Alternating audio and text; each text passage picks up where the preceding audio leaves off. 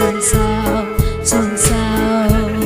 Âm vang chìm rung theo gió, nhanh gông xuôi theo thương nhớ. Mây suối mây rừng yêu biết mây dây nưa. Tháng ngày xa là người ơi, lúa vàng đang chín trong tay gần nhau.